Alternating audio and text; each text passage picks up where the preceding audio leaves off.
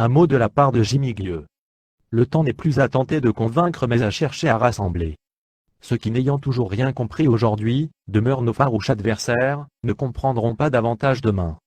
Laissons-les s'enliser dans leurs polémiques et attaques stériles, bien dignes de leur médiocrité, et, fraternellement, travaillons. Jimmy Gueux est le pseudonyme littéraire d'Henri-René Gueux, 19 mars 1926, 2 janvier 2000, écrivain français de science-fiction publiant notamment au Fleuve Noir. Gueux a aussi écrit sous d'autres pseudonymes moins connus, Jimmy Géquin, Claude Rostin ou Dominique Verseau. Jimmy Gueux rédige son premier roman dès l'âge de 25 ans pour les éditions du Fleuve Noir. Le pionnier de l'atome était le numéro 5 de la fameuse collection Anticipation, collection qui compte aujourd'hui plus de 2000 titres, tous auteurs confondus. Durant l'occupation, Jimmy Gueux se signale par des actes de résistance dans le maquis de Dompierre-sur-Yon, Vendée, maquis et Serein. Cette notion de résistance, qu'elle soit contre les totalitarismes, les mafias ou les mauvais extraterrestres, restera omniprésente dans son œuvre. Dans les années 1950, il devient l'un des pionniers de l'ufologie française, avec Aimé Michel.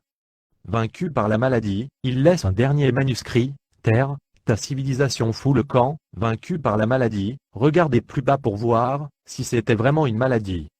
La collection SF Jimmy Gueux s'arrête à la fin de l'année 2003.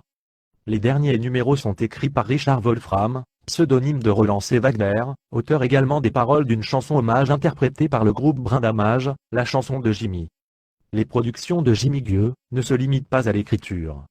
Entre 1991 et 1994, dans la collection Les Portes du Futur, dont il se présente comme le créateur et le directeur, il édite une série de 14 documentaires. Si l'essentiel des sujets abordés concerne les extraterrestres, certains thèmes mystérieux comme Rennes le Château ou les Vortex, sont aussi abordés avec l'appui de proches comme Guy Tarade. Ces documentaires sont pour Jimmy Gueux, une tribune à partir desquelles il critique violemment le Japon, le SEPRA, ou met en garde le spectateur contre des manœuvres de désinformation orchestrées à l'échelle planétaire par des puissances occultes. La mort de Jimmy Gueux, aucune vidéo trouvée, comme cet étrange YouTube a encore frappé, il existait plusieurs vidéos sur Jimmy Gueux, et maintenant elles ne sont plus.